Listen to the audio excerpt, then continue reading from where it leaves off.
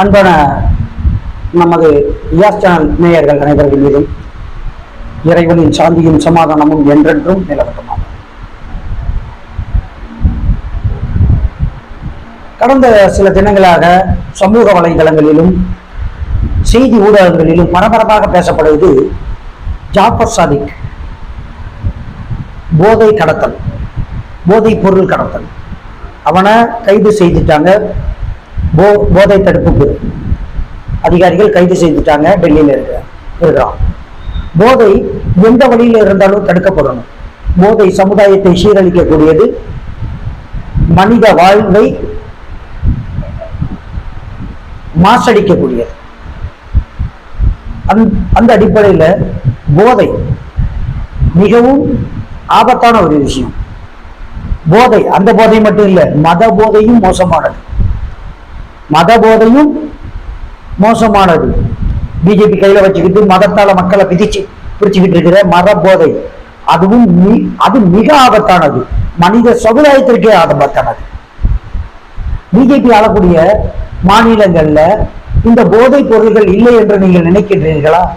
குஜராத் போன்ற மாநிலங்கள்ல பாருங்க, குட்கா போன்ற மளிகை புகையிலை பொருட்கள் மளிகை கடை முதல் அனைத்து கடைகள்ல இருக்கும்.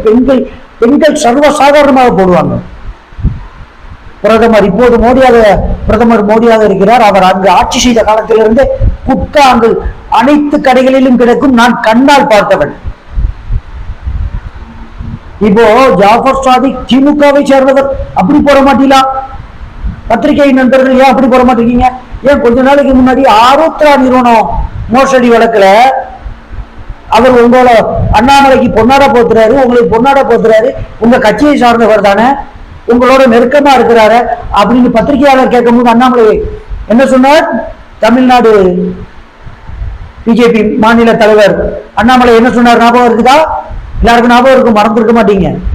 கட்சியோட தொடர்பு படுத்தாதீங்க, இது ஒரு தேசிய கட்சி, எல்லாரும் சேருவார்கள், யார் என்ன பின்னணியில் இருக்கிறார்கள் என்று எங்களுக்கு தெரியாது, தெரியும் போது நடவடிக்கை எடுக்கிறோம், கட்சியை விட்டு நீக்கிறோம், காவல்துறை கட்டுப்பாட்டில் இருக்காரு.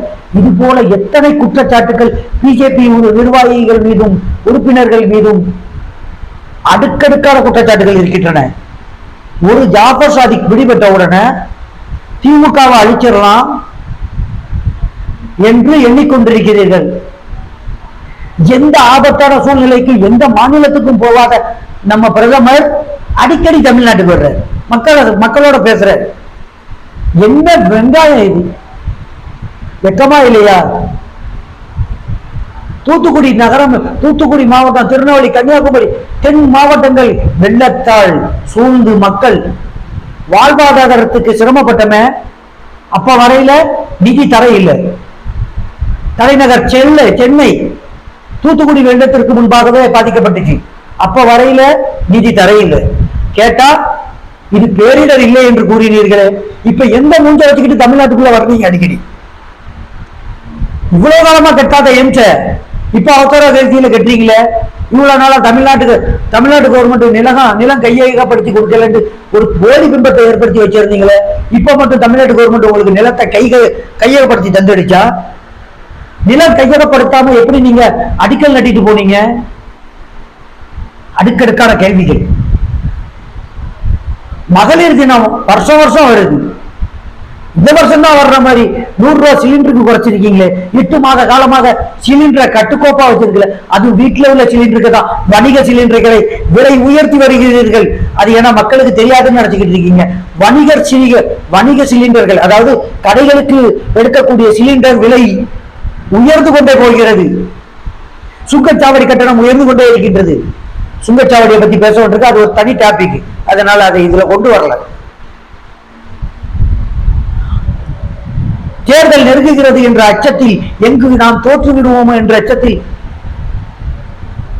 சிலிண்டருக்கும் பெட்ரோலுக்கும் விலையை ஏற்றாமல் இருக்கிறீர்களே. மக்களை மடையர்கள் என்று நினைத்தீர்களா? மதத்தால் உங்களுடைய சாதனை என்ன? மதத்தால மக்களை பிரிச்சு வச்சிருக்கீங்க. வேற என்ன சாதனை இருக்குது? என்னத்தை செஞ்சிட்டீங்க இந்த நாட்டுக்கு? பெருசா செஞ்சிருக்கீங்க. என்ன செஞ்சிருக்கீங்க? பெரும் முதலீட்டாளர்களின் கடன்களை தள்ளுபடி செய்திருக்கிறீர்கள். அவங்களும் உங்களுக்கு தேர்தல் நிதி கொடுத்திருக்காங்க. வச்சாங்களா கோர்ட்ல ஆப்பு இன்னைக்கு? எஸ்பிஐக்கு இன்னைக்கு நாளைக்குள்ள கெடு கொடுத்துருக்காங்களா? நாளைக்குள்ள தேர்தல் பத்திரங்களை கொடுக்க வேண்டும் சொல்லியிருக்காங்களா? சும்மா அதிர்ந்து இல்ல, நடுங்குறீங்களா? நீங்க செஞ்சாலும் செய்வீங்க. நாளைக்குள்ள நைட்டுக்குள்ள அந்த கேள்வி கேட்ட நீதிபதியை பதவி மாற்றம் செய்தாலும் செய்து விடுவீர்கள். ஏன்னா முன்னாடி எல்லாம் பார்த்திருக்கிறோம், செய்யக்கூடிய காட்சிகளை பார்த்திருக்கிறோம் உங்க ஆட்சியில. மணிப்பூர் அங்க என்ன நடக்குதுன்னு இதுவரைக்கும் தெரியல. எத்தனை மாசம் ஆயிடுச்சு? கிட்டத்தட்ட 6-7 மாசம் ஆயிடுச்சுன்னு நினைக்கிறேன்.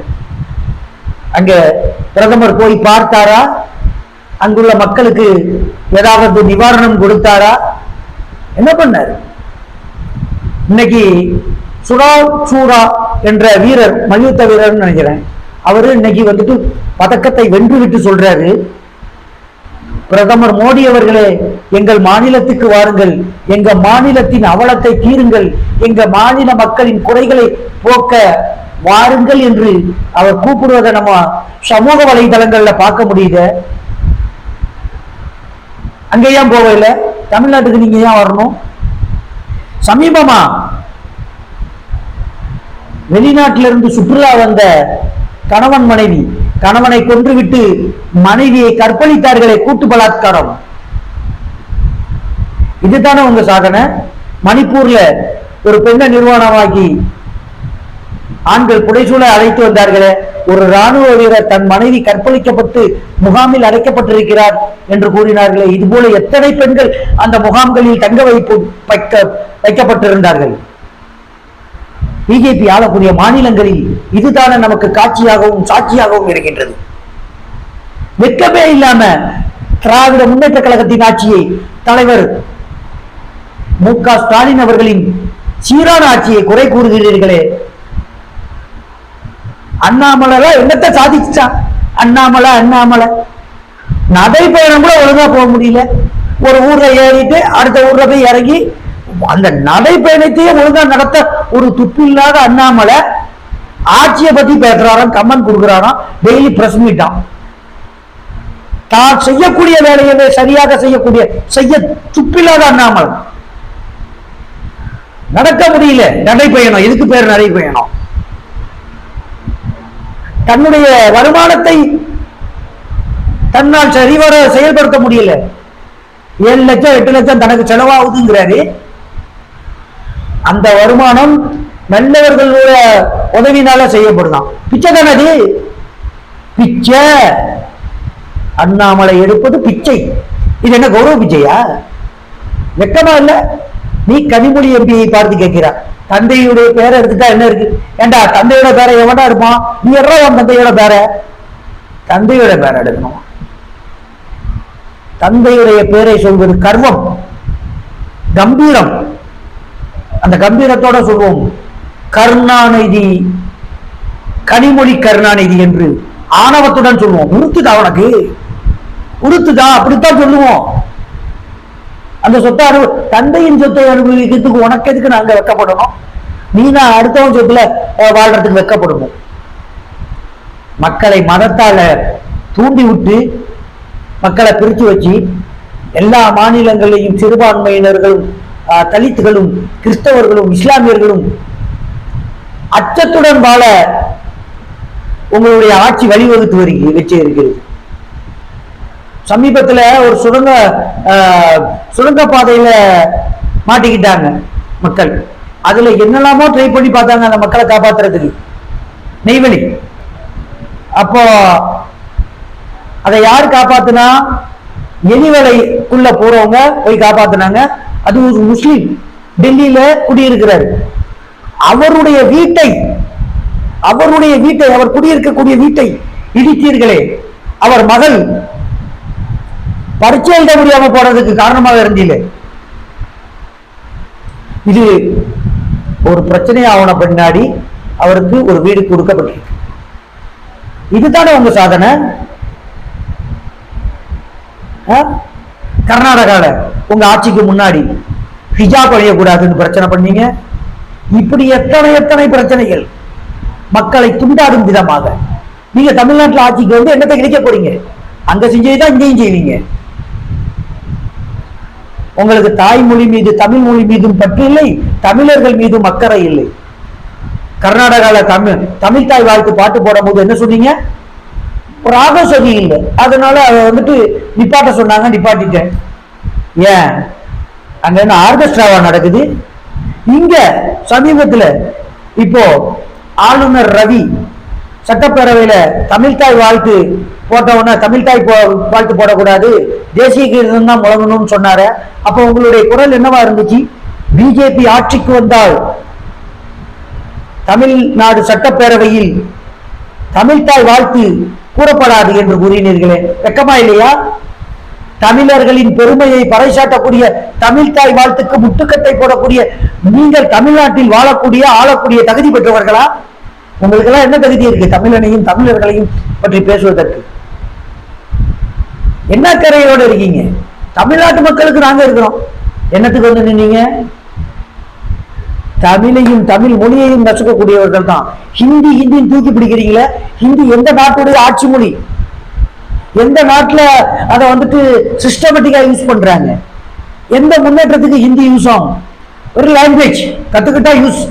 எனக்கு தெரியும், ஹிந்தி தெரியும், என்னால பேச முடியும். அதுக்காக ஹிந்தி வந்து வாழ்க்கையை மேம்படுத்துமா? இல்ல. எத்தனை தமிழர்கள் சாதித்துக் கொண்டிருக்கிறார்கள் தாய்மொழி, என் தாய்மொழி தமிழில் படித்து விட்டு. கனிமொழி கருணாநிதி நடத்தக்கூடிய பள்ளிக்கூடத்துல ஹிந்தி இருக்குது, தேவைப்பட்டா படிச்சுக்கோ. ஹிந்தி படிச்சவன பெரிய ஆளாக ஹிந்தி கத்துக்கிட்டு ஹிந்திக்காரன் 50 பேர் இங்க வந்து அன்றாட பிழைப்புக்காக மூட்டை தூக்கிக்கிட்டோம், தமிழ்நாடு ஃபுல்லா சுத்தி திரியிறாங்களா, ஐசி வித்துக்கிட்டோம், பானிபூரி வித்துக்கிட்டோம். ஹிந்தி எந்த விதத்தில் உயர்ந்தது என்று சொல்வது? நீ சொல்லக்கூடிய ஹிந்தி மாநிலங்கள்லயே சிஸ்டம் கம்ப்யூட்டர் யூஸ் பண்ணா இங்கிலீஷ்ல தான் டைப் பண்ணணும், ஹிந்தியில டைப் பண்ண மாட்டாங்க. அதை தெரிஞ்சுக்கிங்க. இங்கிலீஷ் தெரிஞ்சா நீ எங்கேயும் போகலாம். மத்திய பிரதேசமாகட்டும், கர்நாடகாவாகட்டும், உத்தரப்பிரதேசமாகட்டும், ஏன் குஜராத்தே ஆகட்டும், டெல்லி ஆகட்டும், கம்ப்யூட்டர் வந்து டைப் பண்றது. அங்க இருந்து ஒரு மெயில் பண்றாங்க ஆஸ்திரேலியாவுக்கு, அமெரிக்காவுக்கு, எங்கேயோ மெயில் பண்றாங்க, ஏதாவது ப்ராடக்ட் வேணும், ப்ராடக்ட் கொடுக்குறாங்க. எந்த லாங்குவேஜ்ல டைப் பண்ணி அனுப்புறீங்க? இங்கிலீஷ்ல பண்றீங்களா, ஹிந்தியில பண்றீங்களா? உங்களோட ப்ரிப்பரேஷன் எதுல தயார் பண்றீங்க? ஒரு ப்ராடக்ட் ரெடி பண்றீங்க, அதோடைய யூசேஜ் எந்த லாங்குவேஜ்ல நீங்க கொடுக்குறீங்க? ஹிந்தி ஒரு சப்போர்ட்டிவ் லாங்குவேஜ் தான், அது மெயின் லாங்குவேஜ் கிடையாது. It's not main language, it's only supportive language. எந்த நீ ஆளக்கூடிய எந்த மாநிலத்திலையும் எடுத்து பாருங்க, ஒரு சிஸ்டம் யூஸ் பண்றதா இருந்தா கூட ஹிந்தி கிடையாது. எத்தனை நாட்டில் இதே மாதிரி தமிழ்ல யூஸ் பண்றாங்க? ஸ்ரீலங்கா, சவுதி, மலேசியா, கத்தர், துபாய், இப்படி பல நாடுகள்ல தமிழையே சிஸ்டம்ல யூஸ் பண்றாங்க. தேவைப்பட்டா அதை நம்ம யூஸ் பண்ணிக்கலாம். சிஸ்டமேட்டிக் லாங்குவேஜா தமிழ்நாடு தமிழ் மொழி இருக்கின்றது. இப்படி என் தாய்மொழி தமிழை நசுக்கி என் தமிழ்நாட்டுடைய உரிமைகளை பறிப்பதற்கு நாங்க சகோதர சகோதரிகளாக ஜனநாயகம் காத்து வாழ்ந்து கொண்டிருக்கிறோம். எங்களுடைய உணர்வுகளை நசுக்கி கேவலமான ஒரு ஆட்சி நடத்துவதற்காக இங்க வரணும்னு நினைக்கிறீங்க. மக்கள் நீதி மையத்தின் தலைவர் கமல்ஹாசன் அவர்கள், நிறுவனர் கமல்ஹாசன் அவர்கள் திமுகவுடன் கூட்டணி வைக்க உடனே அண்ணாமலை சொல்றார், ஒரு மாற்றம் வேணும்னு நீங்க எதிர்பார்த்தீங்க, சொன்னீங்க கட்சி ஆரம்பிக்கும் போது. இப்போ ஆனா திமுகவோட போய் சேர்ந்துட்டீங்க, மாற்றம் வேணும்னா பிஜேபி தான் வேணும். எந்த மாற்றம் வேணும்? மதவாத மாற்றமா சொல்றாரு. உங்களுக்கு பதிலடி அழகான முறையில கமல்ஹாசனுக்கு சொல்லியா கொடுக்கணும், அடிச்சு தூள் கிளப்பிட்டு போயிட்டு இருப்பாரு. அழகா சொல்றாரு. இந்த மாதிரி மக்களை பிரிவினைப்படுத்தக்கூடிய, இப்போ மக்கள் நலன்தான் முக்கியம், என்னுடைய சுயநலம் முக்கியம் அல்ல அப்படின்னு சொல்லி அழகான முறையில டிஎம்கேவோட கூட்டணி வச்சிருக்கார். தளபதி ஸ்டாலின் அவர்களை சந்தித்து கூட்டணி வைத்திருக்கிறார்.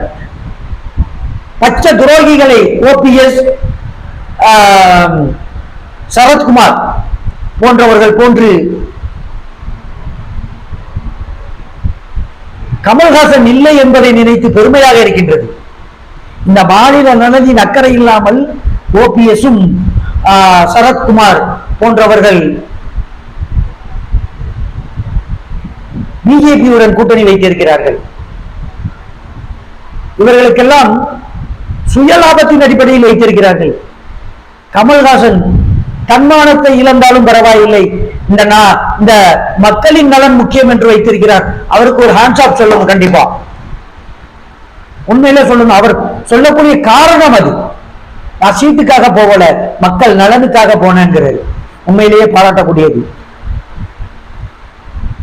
டெய்லி ஒரு பிரஸ் மீட்டு, எல்லாம் பொய், அண்ட பொழுது ஆகாச பொழுது, அண்ணாமலை என்றாலே பொய், அண்ணாமலை என்றாலே பித்தலாட்டம். சும்மா ஸ்ட்ராங்கா பேசுதா எல்லாரையும் கூப்பிட்டு வச்சு மிரட்டுறது. என்ன குழப்பு இது? இன்னைக்கு கஸ்தூரி, அவங்களுடைய பிஜேபி கஸ்தூரி, நடிகை கஸ்தூரி சொல்லிட்டாங்க, டிஎம்கே உடைய ஓட்டு விகிதாச்சாரத்தை குறைக்க முடியாது, டிஎம்கே பக்காவா இருக்குது, அதை ஒண்ணும் பண்ண முடியாது. இப்போ ஏடிஎம்கேயா பாஜகவாங்கிற ஒரு நிலைப்பாடு தான் மக்கள்கிட்ட. ஆனால் அந்த கூட்டணியில் இருக்கிற மற்றவர்கள் நினைக்க வேண்டும், மாநில நலனில் அக்கறை இல்லாமல் அவர்கள் கூட்டணி வைத்திருக்கிறார்கள். மாநில மக்களின் நலனில் அக்கறை இல்லாமல் சுய லாபத்திற்காக வைத்து அந்த பிஜேபி கூட்டணியில் இருக்கக்கூடிய அவர்கள் திருந்தி மாநில நலனை காக்க தனித்து வர வேண்டும். இந்த மதவாத சக்தியை தனித்து விட வேண்டும். நாம் எல்லாம் ஒன்றிணைந்து தளபதி ஸ்டாலின் அவர்களின் கரங்களை வலுப்படுத்த வேண்டும். மாநிலத்தில் 40 தொகுதி, பாண்டிச்சேரி உட்பட 40 தொகுதியிலும் அமோக வெற்றி அடைந்து இந்த மதவாத சக்திகளுக்கு முற்றுப்புள்ளி வைக்க வேண்டும். அது மட்டுமல்ல, ஆல் ஓவர் இந்தியாலையும் தளபதி காட்டக்கூடிய ஒரு ஆள் அரசியல் மாற்றம் ஒன்றியத்தில் வர வேண்டும். இந்திய ஜனநாயகம் காக்கப்பட வேண்டும். நாட்டின் வளம் காக்கப்பட வேண்டும். விவசாயிகள் போராடுறாங்க, அவங்களுடைய போராட்டத்தை சர்வாதிகாரமாக அடுக்கிறார்கள். சர்வாதிகாரம் போராடக்கூடாது, விலை நிர்ணயத்துக்காக போராடுறாங்க விவசாயிகள், அவர்களை அடைக்க நினைக்கிறார்கள். இப்படி எத்தனை மக்கள் விரோத செயல்கள். சிலிண்டரை குறைக்கிறாங்களா, என்ன பித்தலாட்டம். இன்னும் தொடரும். அடுத்தடுத்த வீடியோக்களில் அனைத்தும் தோலுரிக்கப்படும். அனைவரும் பாருங்கள், தொடர்ந்து ஆதரவு தாருங்கள். நன்றி.